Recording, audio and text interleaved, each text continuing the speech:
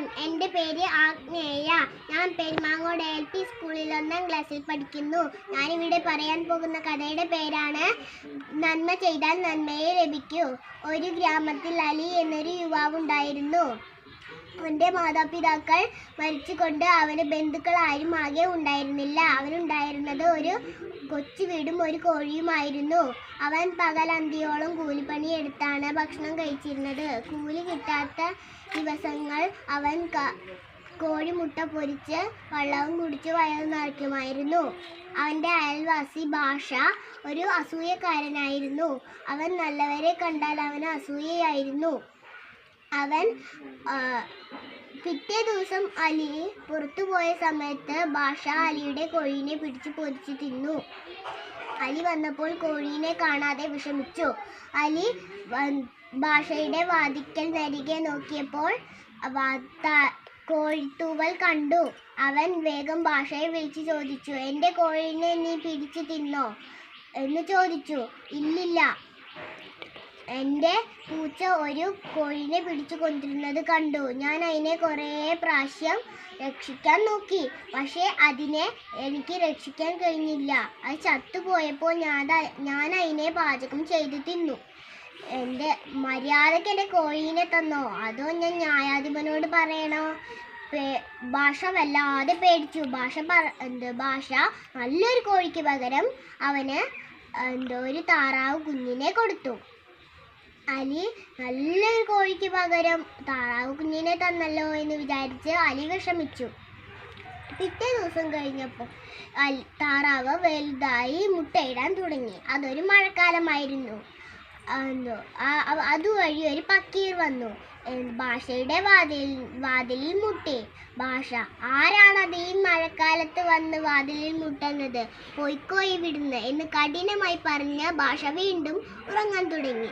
പക്കീർ അലിയുടെ വീട്ടിൻ്റെ വാതിലിൽ ചെന്ന് മുട്ടി. അലി വേഗം വാതിൽ തുറന്ന് പക്കീറിനെ അകത്തേക്ക് വിളിച്ചു.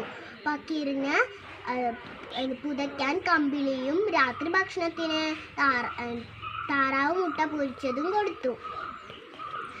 ഈ താറാവ് മുട്ട നല്ല രുചിയുണ്ട്. ഈ താറാവ് എവിടെയാണുള്ളത്? അലി കുട്ട പൊക്കി താറാവിനെ പക്കീറിൻ്റെ കയ്യിലേക്ക് കൊടുത്തു. പക്കീർ താറാവിൻ്റെ തലയിൽ തലോടി, ഈ താറാവ് നിനക്ക് നല്ലതേ വരുത്തൂ എന്ന് പറഞ്ഞ് അവൻ്റെ വീട്ടിൽ നിന്നും പുറപ്പെട്ടു. പിറ്റേ ദിവസം കഴിഞ്ഞപ്പോൾ സാധാരണ മുട്ടയ്ക്ക് പകരം അവൻ സ്വർണ്ണ മുട്ടയിട്ടു. അലിയുടെ അന്നു മുതൽ അലിയുടെ കഷ്ടപ്പാടെല്ലാം തീർന്നു. അവൻ കൂലിപ്പണിക്ക് പോകാതെ സ്വർണ്ണ മുട്ട വിറ്റ് കാശുണ്ടാക്കി. ബാക്കി വരുന്ന കാശെല്ലാം അവൻ പാവങ്ങൾക്ക് ദാനം ചെയ്യുകയും ചെയ്തു. ഇവൻ്റെ ജീവിതം എന്താണ് നല്ലതായി പോകുന്നത് എന്ന് വിചാരിച്ച് ഭാഷ അന്നു മുതൽ അലിനെ നോക്കാൻ തുടങ്ങി. അലി കൊട്ട പൊക്കി സ്വർണ്ണമുട്ട എടുക്കുന്നത് ഭാഷ കണ്ടു. അത് തൻ്റെ താറാവല്ലേ എന്ന് വിചാരിച്ച് അവന് അസൂയ തോന്നി. അവൻ പെട്ടെന്ന് ന്യായാധിപൻ്റെ അടുത്തേക്ക് പോയി. അവൻ പറഞ്ഞു ന്യായാധിപൻ്റെ അടുത്ത്, അങ്ങുന്ന് ന്യായാധിപ, എൻ്റെ താറാവിനെ കുറച്ച് ശേഷങ്ങളായി കാണാതെ ഒന്ന്. അപ്പോൾ അത് എൻ്റെ പൂച്ച പിടിച്ച് കൊണ്ടുപോയെന്നാണ് ഞാൻ വിചാരിച്ചത്. പക്ഷേ ഇന്നലെ രാത്രി ഇവർ രണ്ടാളും കണ്ടതാണ് അവൻ എൻ്റെ താറാവിനെ മോഷ്ടിച്ചു കൊണ്ടുപോകുന്നത്. ന്യായാധിപൻ പെട്ടെന്ന് സേവകരെ വിളിച്ച് അലീനെയും താറാവിനെയും ഇങ്ങോട്ട് കൊണ്ടുവരാൻ പറഞ്ഞു. അലിയും താറാവും ഇങ്ങോട്ടെത്തി. ഇന്നലെ രാത്രി ഇവൻ്റെ താറാവിനെ നീ മോഷ്ടിച്ചോ? ഇല്ലില്ല, കുറച്ച് കാലങ്ങൾക്ക് മുമ്പേ എൻ്റെ കോഴിനെ പിടിച്ച് ഇയാൾ പൊരിച്ച് തിന്നിട്ടുണ്ട്.